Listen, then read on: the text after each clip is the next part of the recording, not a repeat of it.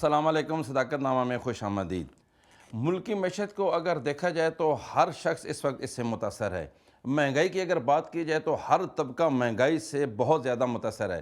مارکیٹوں کی اگر بات کی جائے تو ہر مارکیٹ میں ہر دکاندار کا ایک اپنا ریٹ ہے۔ مارکیٹ کمیٹی میں جو لسٹیں فراہم کی جاتی ہیں اس لسٹ پر عمل درآمد نہیں ہوتا۔ اس پر کیوں نہیں ہوتا، اس پر ہم بات کریں گے۔ اس کے ساتھ ساتھ ہم سیاست پر بھی بات کریں گے، چونکہ آج ہم نے مدعو کر رکھا ہے مسلم لیگ نون کے اہم رہنما اسلام آباد سے دیرینہ کارکن رہے ہیں۔ اس وقت اسلام آباد کی مارکیٹ کمیٹی کے چیئرمین ہیں جناب محمد ساجد عباسی صاحب۔ ویلکم سر، آپ نے ہمیں ٹائم دیا۔ ان کے ساتھ ہمارے چیف رپورٹر ہیں اور نیوز کے جناب ولید چودھری صاحب بھی چونکہ اس وقت زیادہ سیاست کو دیکھ رہے ہیں، تمام جو ادارے ہیں ان میں بھی یہ جاتے ہیں اور بہت سارے لوگوں سے ان کی گہرے روابط ہیں، ان سے بھی جانیں گے کہ سیاسی تازہ ترین صورتحال کیا ہے۔ بھائی صاحب، سب سے پہلے آپ سے ہم پوچھیں گے کہ اس وقت جو مہنگائی ہے اس کی وجہ تاجر ہیں یا حکومت ہے؟ بسم اللہ الرحمن الرحیم۔ سردار صاحب، اس کی وجہ نہ تو تاجر ہے نہ موجودہ حکومت ہے، یہ وقت کے ساتھ ساتھ ہوتا ہے، لیکن جب سے میں مارکیٹ کمیٹی کا چیئرمین بنا ہوں تب سے ہم نے ریٹس پہ کنٹرول کرنا شروع کر دیا ہے۔ یہ درمیانہ ایک طبقہ ہوتا ہے جو ریٹس کو زیادہ کرتا ہے، اس کو ہم کنٹرول کر رہے ہیں اور انشاءاللہ جلد ہی مزید بھی خوشخبریاں ریٹس کے حوالے سے آپ کو ملیں گی۔ آپ کا کہنا یہ ہے کہ جو میڈل مین ہے مارکیٹ کمیٹی اور تاجروں کے درمیان جو ایک عملہ ہوتا ہے اس کی وجہ سے مہنگائی ہوتی ہے؟ جی بالکل ایسا ہی ہے جی۔ تو آپ نے کنٹرول کر لیا سر؟ جی انشاءاللہ ابھی کر بھی لیا اور کر بھی لیں گے جی، مزید کر لیں گے جی انشاءاللہ۔ اب بھائی صاحب یہ بتائیں کہ جو ریٹ لسٹ آپ کی طرف سے جاری ہوتی ہے اس پر عمل درآمد نہیں ہوتا، اس کی کیا وجہ ہے سر؟ دیکھیں جی، جو ریٹ لیسٹ جاری ہوتی ہے اس پہ عمل درآمد کروانا مارکیٹ کمیٹی کا بھی کام ہے اور ضلعی انتظامیہ کا بھی کام ہوتا ہے۔ میں ضلعی انتظامیہ سے مل کر انشاءاللہ اس کے لیے میں ایک اپنی رضاکار فورس بھی بنا رہا ہوں جو تمام مارکیٹس میں ہمارے مجسٹریٹ کے ساتھ مل کر اور میرے 10 ممبران ہیں مارکیٹ کمیٹی کے، ان کے ساتھ مل کر ہر جگہ پہ چیک کیا جائے گا کہ ریٹس جو مقرر ہوتے ہیں حکومت پاکستان اور مارکیٹ کمیٹی کی طرف سے ہم ان پہ عمل درآمد کروائیں گے۔ اس سے پہلے ہم نے دیکھا کہ سبزی منڈی اسلام آباد میں مافیاز کا راج ہے، جس کا دل کرتا ہے وہ آ کے بیٹھ جاتا ہے اور اپنے من پسند ریٹ بھی لگاتا ہے۔ آپ نے آ کے اس پہ کتنا کنٹرول کیا ہے؟ میں نے یہ دیکھا ہے کہ وہاں پہ جس طرح آپ نے فرمایا کہ یہ ایسا ہی ہے کہ وہاں پہ اجارہ بنائی ہوئی ہے، لیکن منڈی کے اندر اور مارکیٹس کے اندر مارکیٹ کمیٹی کے لائسنس ہولڈر کے بغیر کوئی بھی کام نہیں کر سکتا، لیکن وہاں پہ چونکہ منمانی ہے اور مافیاز کا راج ہے، جس مافیا کو ہم انشاءاللہ جلد ہی ختم کر کے انشاءاللہ عوام کو ریلیف پہنچائیں گے، عوام کو زیادہ سے زیادہ ریلیف پہنچائیں گے جی۔ بھائی صاحب، اسلام آباد کی اگر بات کی جائے تو وہاں پہ 10,000 ریڑیاں ٹھیلے جو لگے ہوئی ہیں جو غیر قانونی جنہیں کہہ لیں یا جس طرح بھی، تو ان سے جو کرایہ وصول کیا جاتا ہے وہ کہاں جاتا ہے سر؟ دیکھیں جی، جو ریڑیاں منڈی کے اندر لگی ہوئی ہیں وہ غیر قانونی ہیں، لیکن میں چونکہ یہ کبھی نہیں چاہوں گا کہ کسی کو بے روزگار کروں، میں وہاں پہ ایک الگ سائٹ مقرر کر رہا ہوں، وہاں پہ ان لوگوں کو سب کو دعوت دی جائے گی کہ وہاں پہ لیگلی آ کے اپنا کاروبار کریں۔ اگر جو لوگ نہیں کرنا چاہتے اور جنہوں نے تجاوز کیا ہوا ہے ہم ان کے خلاف بھرپور ایکشن کریں گے۔ لیکن نا اتنے اگر لوگ ہیں سر تو وہ اگر اپنی ایک ماہانہ فیس جو صحیح گورنمنٹ کو یا آپ کی مارکیٹ کمیٹی کو دیں تو اس سے آپ بہت سارے بہتر کام کر سکتے ہیں، یا نہیں وہ نہیں ہو سکتا؟ اس میں کوئی شک نہیں، ہم ایسا ہی کریں گے، ہم ان کو رجسٹرڈ کر کے جو ہم جگہ دے رہے ہیں وہاں پہ جو رجسٹرڈ لوگ ہوں گے انہی کو وہی کاروبار کریں گے وہاں پہ۔ اب کی سبزی منڈی میں عمران خالد نامی ایک انسپیکٹر ہیں جن پر کرپشن بتاخوری کا الزام ہے، ان کے بارے میں آپ نے کیا ایکشن لیا سر؟ سردار صاحب، چونکہ مجھے ابھی 2 ہفتے ہو گئے تو میرے سامنے کسی کی کوئی کرپشن نہیں آئی ہے، تو جو پہلے ہو چکا ہے میں نے ملازمین کو بھی کہا کہ اس سے پہلے جو ہو چکا ہے وہ تو اس کی معافی ہے، اس کے بعد جو ہوگا آپ کی جو موجودگی میں ہوگا اس کو آپ معاف نہیں کریں گے؟ اس کو کسی صورت نہیں چھوڑا معاف نہیں کریں گے۔ یہ بتائیں کہ ابائی صاحب، آپ کی اگر بات کی جائے تو ماشاءاللہ آپ تو بہت سمجھدار ہیں اور ساری عمر آپ نے مسلم لیگ نون میں گزاری ہے، تو آپ کیا سمجھتے ہیں کہ جو مارکیٹوں میں جو ریٹ دیے جاتے ہیں ان میں کوئی باہر سے بھی مداخلت ہوتی ہے یا جو چیئرمین اور موجودہ جو عملہ ہوتا ہے انہی کی وجہ سے ہی وہی سارا ریٹ پہ کنٹرول انہی کا ہوتا ہے؟ یہ ٹوٹل جو ریٹ پہ کنٹرول ہوتا ہے، ریٹ جہاں سے نکلتا ہے وہ مارکیٹ کمیٹی کا کنٹرول ہوتا ہے، تو مارکیٹ کمیٹی وہاں سے جب جو ریٹ نکالتی ہے، مجھے 2 ہفتے ہو گئے، آپ اگر ایوریج چیک کر لیں تو الحمدللہ جو ہے نا ریٹ نیچے آئے ہیں، چونکہ وہاں پہ جعلی لوگ آ کے بولیاں کرتے ہیں اور وہاں سے ریٹ کو جو ہے نا اوپر لے کے جاتے ہیں، لیکن وہ آپ نے روک لیا ہے، ہم چونکہ اب لائسنس ہولڈرز ہی منڈی میں کام کر سکیں گے، دوسرے نہیں کر سکے. جی بھائی صاحب آپ کے آنے سے ہمیں یہی خوشی ہے کہ کم از کم کچھ لوگوں کو ریلیف ملے، چونکہ اتنی مہنگائی ہو چکی ہے اور پھر یہ مافیاز کا اگر راج ہوگا تو یقیناً یہ ایک بری بات بھی ہوگی. سر یہ بتائیں کہ سی ڈی اے والے جو ریڈیاں لے کے جاتے ہیں، اٹھا لیتے ہیں یہ جو ریڈیز ان سے، وہ پھر کدھر کرتے ہیں؟ کیا وہ پیسے لے کے واپس کرتے ہیں یا نیلام کرتے ہیں؟ سی ڈی اے والے تو سردار صاحب ان کا تو مجھے نہیں علم ہے، لیکن جو ہم مارکیٹ کمیٹی، ہم خود ہمارا نظام ہے، ہمارے پاس سیکورٹی کا بھی اپنا نظام ہے. ہم اگر ریڈی اٹھاتے ہیں، ہمارے لوگ، میرے سے پہلے ریڈی اگر اٹھائی جاتی تھی اس کو بند کرتے تھے، ان کو جرمانہ کیا جاتا تھا، لیکن میں نے آنے کے بعد ریڈیوں کو بند کرنا کا آرڈر کیا کہ کسی ریڈی کو بند نہ کیا جائے، بلکہ ان کی سکروٹنی کی جائے اور ان لوگوں کا ڈیٹا اکٹھا کیا جائے. اس کے بعد ان کو ہم جو ہے نا علیحدہ سے جگہ بھائی صاحب یہ بہت بڑا اقدام ہے. اگر آپ ڈیٹا کر کے تو ان کو باقاعدہ لائسنس جاری کریں تو یہ بہت بڑا کام ہوگا. یقیناً ولید چوہدری صاحب چونکہ سی ڈی اے کی بیٹ بھی کرتے ہیں، بہت پرانے رپورٹر ہیں اور مختلف چینل میں یہ سی ڈی اے کی بیٹ کر چکے ہیں، اور مزے کی بات ہے کہ سی ڈی اے کو یہ اندر سے جانتے ہیں، ایک بندے کو جانتے ہیں. ولید چوہدری صاحب کچھ بتائیں، یہ ریڈیاں جو لے کے جاتے ہیں ان کا پھر کیا حال ہوتا ہے، کدھر جاتی ہیں اور کیسے واپس آتی ہیں؟ سردار صاحب بہت شکریہ کہ آپ نے موقع دیا مجھے. مجھے اس کی بھی خوشی ہوئی کہ یہ ساجد عباسی صاحب میرے ساتھ بیٹھے ہیں. ان کے ساتھ ہمارا ایک بڑا اچھا تعلق ہے اور بڑی خوشی ہوئی کہ ایک عوامی آدمی کو یہ ذمہ داری سونپی گئی ہے، تو اچھی امید رکھتے ہیں. لیکن ساتھ انہوں نے ایک بڑی اچھی بات یہ کہی کہ ہمیشہ سے یہ دیکھا ہے، چاہے وہ کوئی بھی گورنمنٹ آئے، خاص طور پہ اگر زیادہ پرانی بات نہ کروں، پچھلے 4 سال میں چلے جائیں اور اگر ابھی آپ موجودہ صورتحال دیکھیں تو سب سے زیادہ جو ملبہ ایک دم گرتا ہے وہ گرتا ہے تجاوزات مافیا پہ. اس کو تجاوزات مافیا کہہ لیں، تعمیرات کہہ لیں. سوال سب سے پہلا یہ ہے، آپ نے کہا جی کہ سی ڈی اے کو آپ کور کرتے ہیں. سی ڈی اے سے 12 دفعہ میں نے یہ پوچھا، بے تحاشا چیئرمین جو ہے وہ اس وقت ہو کے جا چکے، کہ آپ ایک کریک ڈاؤن کر کے، ایک آپریشن کر کے چیزوں کو ختم کرتے ہیں تو اس وقت کیوں کارروائی نہیں کی جاتی جس وقت وہ چیز بن رہی ہوتی ہے، یا وہ چیز جس وقت وہاں پہ لگائی جا رہی ہوتی ہے، کیا اس وقت وہ غیر قانونی نہیں ہوتی؟ بلا شبہ مبینہ طور پہ اگر آپ یہ کہیں کہ اس میں کوئی سیٹلمنٹ نہیں ہوتی تو میں اس بات کو ماننے کے لیے تیار نہیں ہوں. جب ایک چیز آپ کو اپنی آنکھوں کے سامنے نظر آ رہی ہے کہ آپ اس کو دیکھ رہے ہیں کہ یہ غیر قانونی ہے، قانون کی خلاف ورزی ہو رہی ہے، اور اس کے باوجود وہ کام ہو رہا ہے، تو اس کو آپ اپنے طور پہ مجھے بتا دیں کہ اس کو کیا سمجھیں گے. سب سے بڑی بات تو یہ ہے کہ جس طرح انہوں نے یہ بات کی کہ سی ڈی اے کا اور آئی سی ٹی کا، میں نے یہاں آپ دبے لفظوں میں بات کر رہے ہیں، آپ سی ڈی کی بیٹ کرتے ہیں اور ہر ایک چیز کا آپ کو پتہ ہے. کھل کے بات کریں گے ریڈیاں کیسے، تاکہ بھائی صاحب کے علم میں ہو، وہاں بھی یہ ایکشن لیں. ان کی حکومت ہے مرکز میں، ان کا ہاتھ ڈلتا ہے، یہ ہاتھ ڈالیں ان پہ، چاہے وہ چیئرمین ہے چاہے نیچے لوگ ہیں. کیوں نہیں بات کرتے ہو؟ دیکھیں وہ آپ نے اب مجھے یہ کہہ دیا کہ ذرا میں کھل کے بات کروں، تو کھل کے دیکھیں بات یہی ہو سکتی ہے کہ جس طرح انہوں نے یہ کہا کہ دیکھیں ہر ادارے کی ایک ڈومین ہے اسلام آباد میں، آئی سی ٹی ہو، سی ڈی اے ہو، ایم سی آئی ہو. ان کو بڑے اچھے طریقے سے یاد ہے کہ 2015 میں جس وقت الیکشن ہوا ایم سی آئی کا، ان کی گورنمنٹ میں بھی، پھر اس کے بعد عمران خان صاحب کی گورنمنٹ آئی، اس میں بھی اختیارات ایم سی آئی کو نہیں دیے گئے. جو میئر منتخب کیا گیا، چاہے وہ پہلے فل فلیج جو میئر منتخب کیا ان کو اختیار نہیں ملا، پھر دوسرے جو میئر آئے ان کو اختیار نہیں ملے. جب تک آپ اداروں کو با اختیار نہیں کریں گے، اب عباسی صاحب ہمارے بھائی ہیں، ان کو یہ عہدہ دیا گیا، چیئرمین کمیٹی لگایا گیا، اگر ان کے پاس اختیار نہ ہو تو یہ کیسے ڈیلیور کریں گے؟ ان کے پاس تو اختیارات ہیں، میں ان کو جانتا ہوں، یہ اختیار کے بغیر چلتے نہیں ہیں. تو یہ بہت اچھی بات ہے کہ ایک با اختیار جو ہے وہ عہدے پہ کوئی بیٹھے تاکہ وہ چیزوں کو ڈیلیور کر سکے. اور دوسری سب سے بڑی بات یہ ہے کہ جو ایک بہت بڑا مسئلہ ہے، اور میں چاہوں گا کہ یہ اس وقت میرے ساتھ ہی بیٹھے ہیں تو ان کی گوش گزار کر دوں، کہ اسلام آباد کا ایک سب سے بڑا مسئلہ یہ ہے کہ یہاں پہ جو ریٹ لسٹ ہے اس پہ امپلیمنٹ نہیں ہوتا، آج بھی نہیں ہو رہا. اور اس کی سب سے بڑی وجہ یہ ہے کہ اگر جس طرح آپ یہ کہہ رہے ہیں کہ رضاکار کو جی اپنے ساتھ اٹیچ کر رہے ہیں، بہت اچھی بات ہے، لیکن ہم نے پی ٹی آئی کے دور میں ٹائیگر فورس بھی دیکھی تھی، اس نے بھی کچھ نہیں کیا تھا. تو کہیں یہ نہ ہو کہ اسی طرح کی ٹائیگر فورس یہاں چلیں، یہ وہ اور ٹائیگر تھے، یہ اوریجنل ٹائیگر فورس ہوگی ان کی، چونکہ یہ ٹائیگر تو نشان بھی ہے ان کا. اس پر مزید بات کرتے ہیں ایک بریک کے بعد. یہ بریک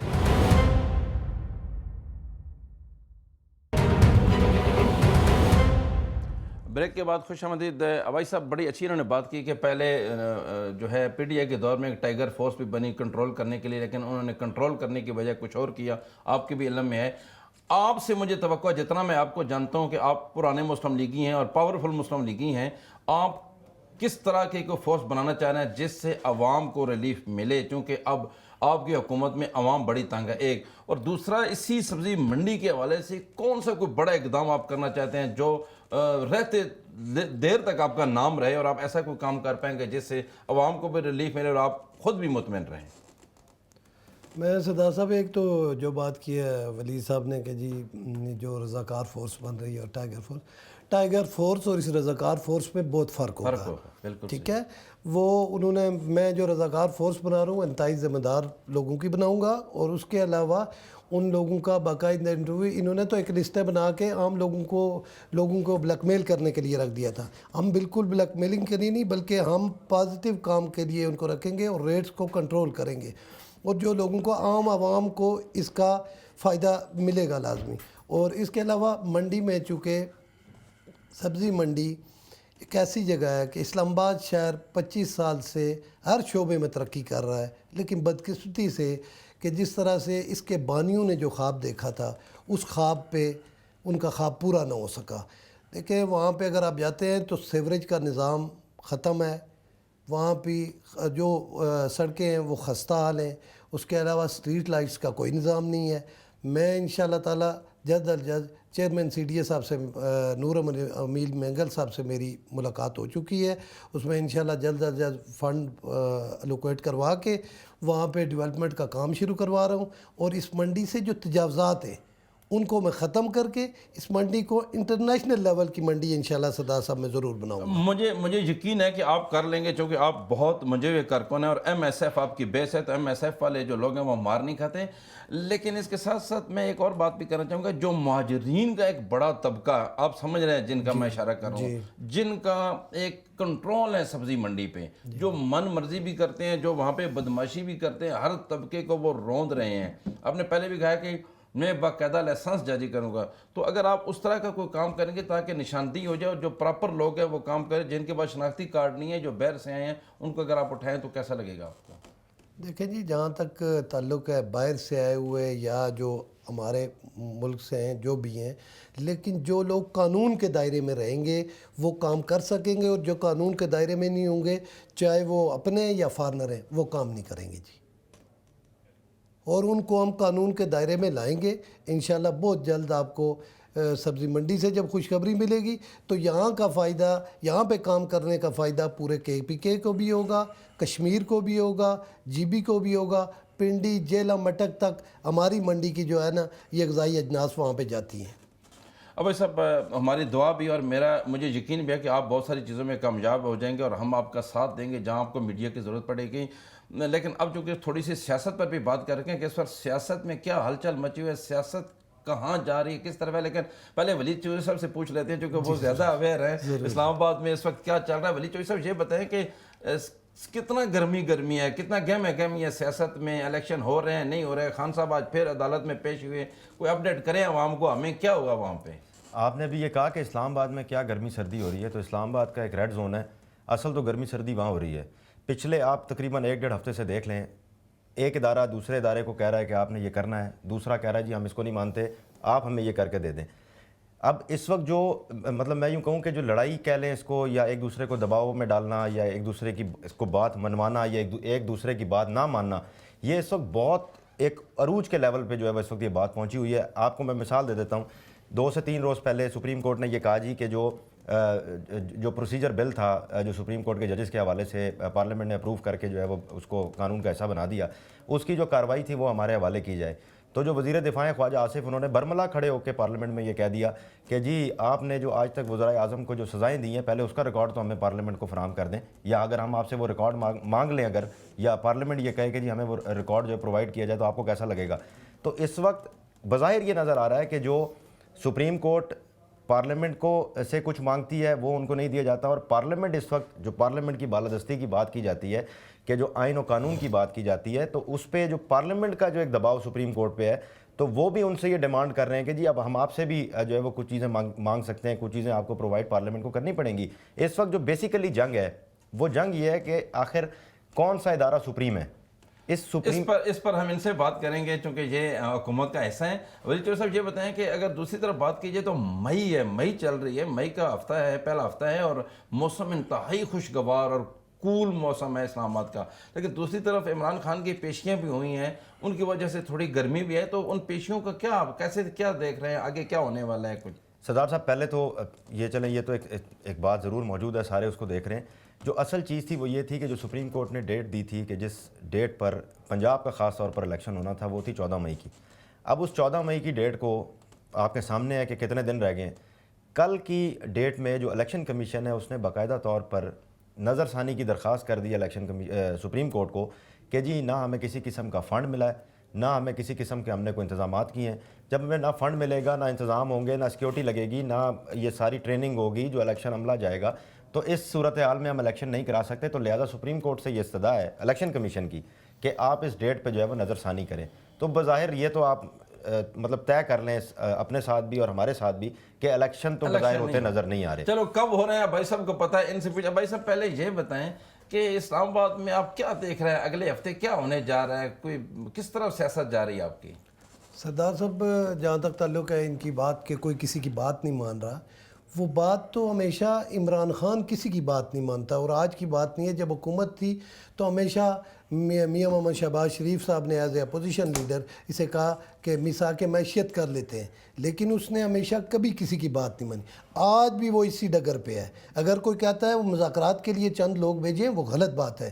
کسی کے پاس کوئی اختیار نہیں ہوتا، مذاکرات کرنے کے لیے آتے ہیں۔ ویسے ایک بات ہے، بات تو آپ کے لیڈر بھی نہیں مان رہے۔ دیکھیں نا سپریم کورٹ بار بار کرے الیکشن کریں تو وہ بھی جتنا مان رہا ہے۔ ملک کی معیشت کو دیکھ کے سب کچھ کیا جاتا ہے۔ معیشت کو یہ کہاں پہ چھوڑ کے گئے تھے؟ ان کو یہ پتہ ہونا چاہیے کہ وہ اس کو تباہ و برباد کر کے IMF سے جو معاہدہ ہوا تھا اس کی دھجیاں اڑائی ہیں انہوں نے، اور وہ ساری چیزیں ہماری حکومت نے، میاں محمد شہباز شریف کی ٹیم نے، جو ٹیم ہے اس نے یہ سارے معاملات ٹھیک کیے، اور اب جا کے کسی ڈگر پہ ملک چلنا شروع ہے۔ اب یہ کہہ رہے ہیں کہ پنجاب کا الگ الیکشن کروا دیں، KPK کا الگ، ایسا نہیں ہو سکتا۔ الیکشن سردار صاحب ایک ہی دن ہوں گے، ایک دن پہ تو اتفاق ہو چکے نا سر، ایک ہی دن لیکن آپ ہوں کی گے، معیشت کی بات کی تو اور وہ اپنے وقت 6 پہ پوائنٹ ہوں پر گے۔ GDP چھوڑ کے گئے نا، اب دیکھ لیں حالات بہت کہیں اور چلے گئے ہیں۔ اب بھائی صاحب تھوڑا سا کچھ سردار صاحب آپ ہر چیز کو آپ کے سامنے ہی ہے، اس کو دیکھ سکتے ہیں کہ جس طرح ہماری حکومت جو بھی کام کر رہی ہے، اور جہاں تک اب ہمیں عدالتیں کوئی کام نہیں کرنے دے رہی ہیں، جو کام بھی کرنا چاہتے ہیں اس میں عدالتیں آ جاتی ہیں۔ یہ عدالتیں پہلے بھی یہاں پہ موجود تھی۔ 3.5 سال میں GDP کی آپ بات کر رہے ہیں، 3.5 سال میں اتنا قرضہ لیا انہوں نے جو 30 سال میں نہیں لیا گیا۔ نہیں اچھا بھائی صاحب بات سنیں نا،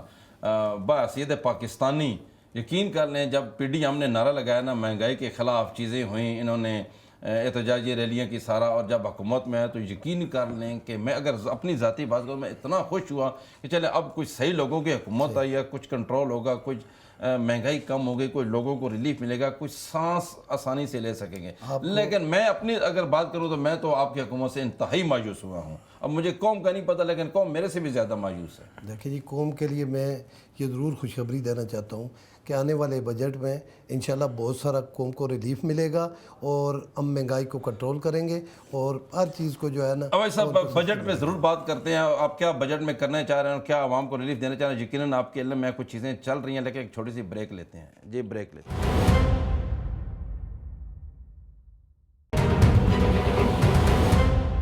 بریک کے بعد خوش آمدید ہم اپنے رپورٹر ولی چوئی صاحب سے پوچھتے ہیں۔ ولی صاحب یہ بتائیں کہ بجٹ کی تیاری ہو رہی ہے، اور آپ روزانہ کسی جگہ پہ جاتے اٹھتے بیٹھتے ہیں، کوئی ریلیف دینے جا رہے ہیں عوام کو؟ کوئی خوشخبری آپ دیں گے اپنے اس پروگرام کے وساطت سے؟